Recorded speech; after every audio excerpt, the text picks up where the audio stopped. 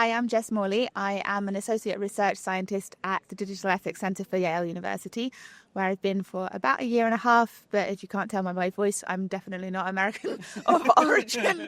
I am from the UK, spent most of my time and most of my life at the University of Oxford. I primarily do research on how we make sure that the secondary use of health data, including AI, is sort of technically feasible as well as socially acceptable and ethically justifiable. Here at HIMSS, I'm doing a couple of different things. So there's a session today about just the state of AI in 2025. I try and do a lot of stuff that I talk about is kind of, I suppose, hype busting, which tends to make me unpopular at these types of events. But there we go. As a collective. Exactly. Why did you invite the ethicists to the party? But that's what I do. And then tomorrow I'm giving a much longer talk, which has a fairly terrible title, but it's something along the lines of when does data turn dangerous? And what I'm talking about is essentially the risks of the hyper-personalization aspect of health AI and why we maybe shouldn't be so focused on sort of quote-unquote precision medicine and focus a little bit more on population health. Oh, cool. So I've got like a million questions, but we've only got a couple of minutes. But firstly, I was reflecting as you were talking on there's more than two, but there's two types of people with AI, as you kind of alluded to. I'm kind of reframing, but there's the ones that are super hype about the potential that may be coming from one particular angle. But then you've got the data crew who've been in the game for a long time, and AI has been around for a long time, but the large language models and the current hype cycle is kind of like you're continuing to do data not in spite of AI, but like now you've got this to deal with. I'm fascinated about, interested in in terms of continuing to do what you do, because nothing's changed in the data world of ensuring it's useful information and secure and all of these things. But there's one school of thought around, let's bring in the AI to be helpful and be useful in that process. What's your kind of take on that balance between, well, now it's getting harder to do that kind of approach of let's keep it secure, or is it then really allowing us to supercharge and do what we've always been trying to do with data, but at a greater scale? Yeah, great question. I mean, I think it's a kind of a combination of the two, but let's break that down into different segments. So in terms of the privacy aspect, keep things safe, keep things secure, keep things in place. I think you can still do that in the world of AI. People are just a little bit lazy. And what they want to do often is the sort of throw spaghetti at the wall type approach. And that is easier to do if you're not trying to work inside secure data environments and all of that type of thing. But it is possible to do. You just got to think about it, really. And especially as we've now had developments in terms of like federated learning is making things a little bit easier. It just requires some form of sort of creativity. I guess where we are falling down, though, is that difference between privacy. We tend to think of it as being who can see the data, but there's also who does what with it. And that, I think, is where we are definitely seeing a sort of collapse in people's, I guess, forward thinking.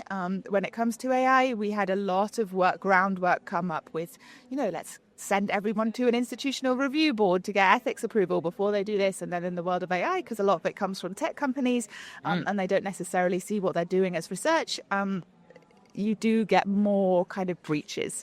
Yeah. And I think that's definitely a bit of a problem that we haven't got our head around yet. Yeah, a lot to unpack there. You mentioned the secondary use of data and kind of alluded to it in that point as well. And sometimes in healthcare, some might look at secondary use of health data could be hopefully all anonymized, but then on the population health side and looking at councils and countries and everything and understanding a particular region. But then also some may look at secondary use of data in the not nefarious, but other not grey areas, but the more commercially minded use of secondary use of data generally. And we're in the EU, where I guess there's all the extra kind of complexities around data. Yeah. I'd love to just unpack a little bit more about I guess, the world of secondary use of health data at the moment, and lots of great opportunity, but also heaps of risk too. Yeah, awesome. So first of all, I should say, from the point of view that we're on the EU, it's very nice being on this side of the Atlantic. I should spend more time this side. But then in terms of secondary use, so technically secondary use is anything beyond direct care. So anything that is beyond you looking after your doctor looking after you as a patient in hospital, in primary care, as your primary physician. Anything beyond that is secondary use because the data is generated and collected primarily for the purpose of looking after you. But in terms of what we can use it for, so yeah, there's huge significant opportunities for public good. You can do anything from trying to identify why people get sick in certain types of areas versus others, which we've always had an inkling, but we've never really been able to do because we haven't had the data and the sort of technological capacity to do that now. Now we can aggregate everything from where a person lives and looks at their environmental data, etc. So that's where you can get a lot of population health insights. And you can also do modelling in terms of what types of services do we put where, who is going to benefit from them, what's the best types of policies to improve people's health. You've then got the sort of let's help people manage their healthcare at home, which might be anything from diagnostic and triaging chatbots all the way through to sort of very, very sophisticated algorithms that help people manage diabetes so they're not having to constantly check themselves. They have an algorithm doing it for them.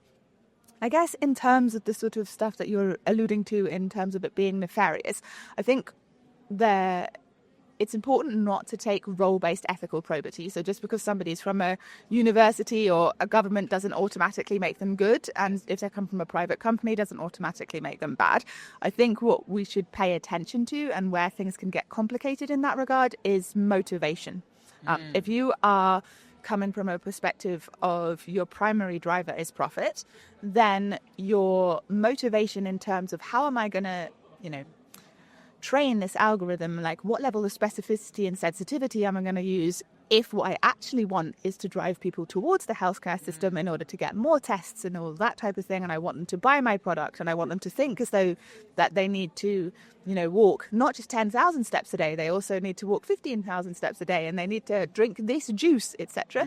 That's going to change the way in which you develop your product and you train your algorithm versus what you're doing is either doing something for purely research purposes or for something in terms of actually managing a healthcare system as a public provider. Yeah. Does that tie into what you were saying before? Because you mentioned something which is super interesting there. We're getting very excited about personalised medicine, but should be more focused on public health. Can you not do both? Like, can you have more personalised health approaches, but at a population scale?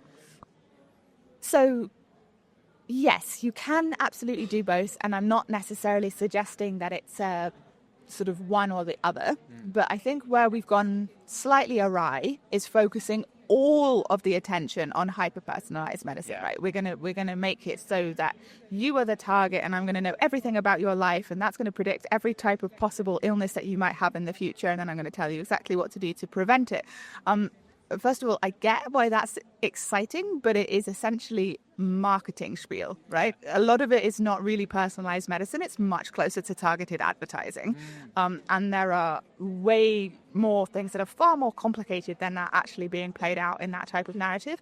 In terms of can you have personalized medicine at a population health? Yes and no. So we know scientifically that the determinants of health at an individual level versus at a population level are not the same. And hundreds of healthy individuals does not make a population healthy. And so you do obviously want to make sure that people are taking care of their own health and that they have the tools and the mechanisms in order to do that. But most of the context that allows people to sort of maximize their health actually comes from population interventions, whether that be things as simple as making sure people have got clean and healthy water, all the way through to the fact that why is it cheaper for me to buy McDonald's than it is to buy organic vegetables, and why have we given up on doing things like teaching physical education and home cooking in schools?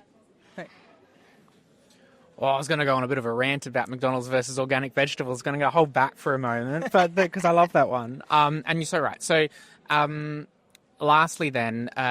given the breadth of content you're sharing with participants here at Health Europe, what was your hope that? Because what's great about, this particular event, in some attendees come from regions they feel quite not isolated, but there may be a small team, but then coming together and trying to solve problems that might be aligned but also quite unique. What would you hope that people take away from the sessions that you have today over the next couple of days here at HIMSS Europe? I guess my sort of takeaway line is code for we, not for me. So if you were going to think about it, think about what you can do for everyone, not just individuals, and especially not just the people who are like the people who come to this event who have really great high quality data about themselves but probably don't need the healthcare system, versus the people who are the sort of ignored sick who don't have great high quality data about themselves.